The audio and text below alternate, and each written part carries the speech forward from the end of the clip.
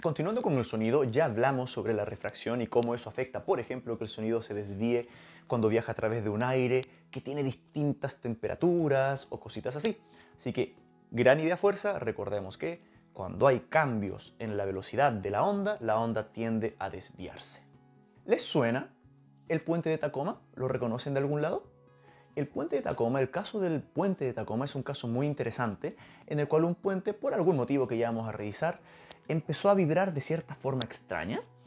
Y no había ninguna fuerza gigante que hiciera vibrar de esta gran forma este puente, pero resulta que se cayó, se destruyó, se rompió. Te invito a ver el video en el siguiente link que estamos proyectando acá.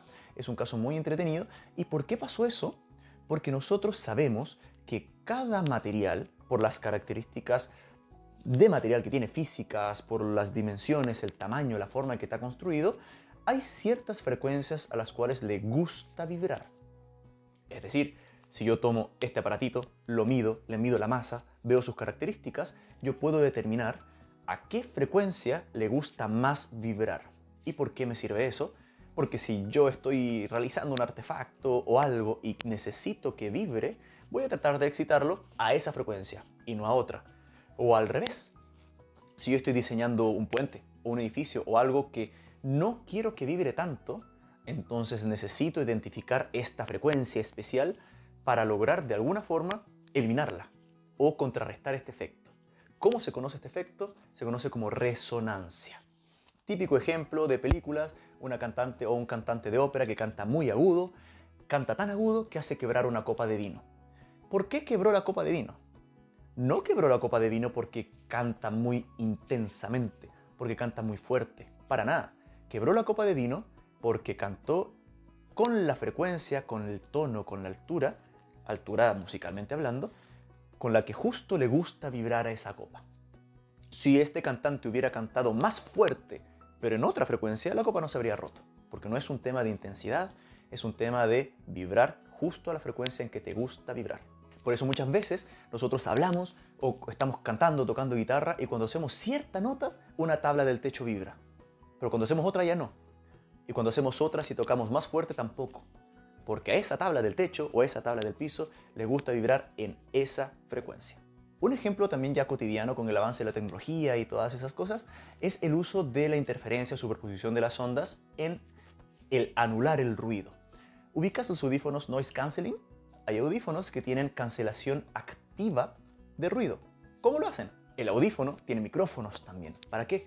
Porque el audífono va a estar grabando, recopilando en tiempo real el ruido externo. ¿Para qué? Porque si yo tengo el audífono, escucho música, no estoy escuchando solo música, estoy escuchando música más el ruido. ¿Pero qué hacen estos audífonos? Reproducen la música, tú escuchas la música y el ruido, pero además reproducen la grabación del mismo ruido, pero al revés. Donde había una cresta, reproducen un valle. Donde había un valle, reproduce una cresta. De manera que esa reproducción se superpone con el ruido y se cancelan. Pulsaciones. ¿Qué son las pulsaciones? En la vida, nosotros queremos cantar de forma afinada, en general nos gusta que hayan ciertas simetrías o que ciertas cositas combinen, que los colores combinen, que los sonidos combinen, por eso generamos las escalas musicales y ese tipo de cosas. Pero ¿qué ocurre cuando yo tengo dos ondas que son casi iguales, pero no iguales? Si yo tengo una onda de 440 Hz de vibración de frecuencia, un La central del teclado, y tengo otro exactamente igual, y los hago sonar al mismo tiempo, va a sonar más intenso y va a sonar un La, porque se están superponiendo de forma constructiva. Pero ¿qué pasa si yo hago sonar en vez de dos sonidos de 440 Hz de frecuencia, uno con 440 y uno con 441? Es decir, casi la misma frecuencia. No importa que el número no nos perdamos con el 440, eso da exactamente lo mismo. Lo importante es que tengamos en mente que ambos sonidos están un poquito distanciados en cuanto a frecuencia. Si yo hago sonar esos dos sonidos al mismo tiempo, yo no voy a escuchar un la... Yo voy a escuchar un la... con sonidos que está como oscilando, como que se atenúa y se acentúa, se atenúa y se acentúa. Esa frecuencia, no a la que suena el sonido, sino a la cual se atenúa y se acentúa el sonido, es la diferencia entre las dos frecuencias y eso lo llamamos pulsaciones. En nuestro ejemplo, si tengo un sonido con 440 Hz y lo hago sonar al mismo tiempo con un sonido de 441, la diferencia entre las dos es de 1 Hz. 440, 441, la diferencia es 1. ¿Qué quiere decir? Que voy a escuchar el sonido, pero pulsando una vez por segundo. Pulsaciones. Eso es una forma que ocupan los músicos para saber si sus guitarras están afinadas o no. Efecto Doppler. El efecto Doppler es un efecto muy famoso.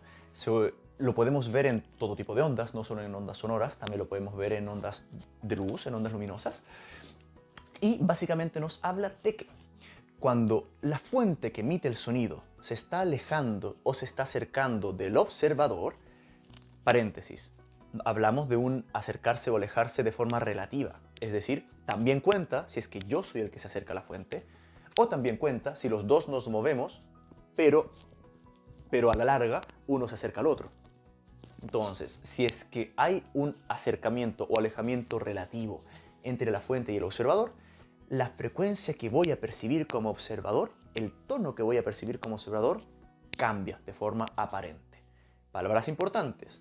El tono o frecuencia cambia de forma aparente. Si la fuente y el observador nos estamos acercando, las ondas yo las voy a recibir cada vez más cerca. Voy a recibir la primera onda, luego la segunda, pero luego la tercera un poquito más rápido, luego la cuarta un poquito más rápido, porque la fuente se está acercando a mí. Es como si me estuvieran lanzando pelotas de tenis, una pelota por segundo, pero la persona que me los lanza se acerca a mí. La persona está lanzando las pelotas una vez por segundo, pero yo las estoy recibiendo más de una por segundo, porque cada pelota viaja menos distancia. La frecuencia aparente que yo estoy percibiendo de las pelotas por segundo es mayor, en este ejemplo, que la frecuencia real. En el caso del sonido, esto se traduce en sonidos más graves o más agudos. Si es que la fuente se acerca al observador, el sonido se escucha más agudo. Si la fuente se aleja del observador, el sonido se escucha más grave. Por eso, típico ejemplo que se da en el colegio, en la escuela, en todos lados, ¿qué pasa cuando una ambulancia se está acercando o un auto tocando la bocina se está acercando? Tú escuchas cuando el auto se está alejando, escuchas cada vez más grave. Cuando el auto se está acercando, cada vez más agudo. Pero si le preguntas al conductor, el conductor no cambió su bocina. El conductor emite el mismo sonido, porque la fuente no cambió la frecuencia del sonido que emite. Soy yo como observador el que estoy percibiendo un cambio en esa frecuencia por el movimiento relativo entre la fuente y mis oídos. Siguiendo con el efecto Doppler, no nos aprendamos la ecuación que estamos viendo aquí, solamente veámosla, entendámosla y analicémosla un segundo. En esta ecuación claramente vemos varias letras V que representan velocidades. V sub S representa la velocidad del source, de la fuente que emite el sonido. V sub O representa la velocidad del observador. Ambas respecto de un cierto marco de referencia externo a ellos, la calle, una montaña, lo que tú quieras. La ecuación que estamos viendo acá representa matemáticamente la relación que describe el efecto Doppler.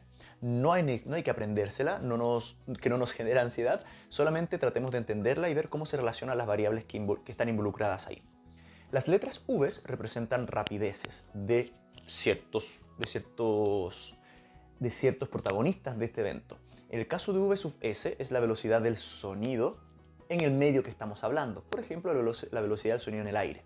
V sub O representa la velocidad del observador que está escuchando el sonido y V sub F representa la velocidad o rapidez de la fuente, el parlante, el automóvil, todos como magnitud escalar. Claramente acá nos damos cuenta de que F representa la frecuencia y hay una relación entre F sub P, es decir, la frecuencia que yo percibo, el tono que yo percibo, y F sub E, que es la frecuencia que yo emito.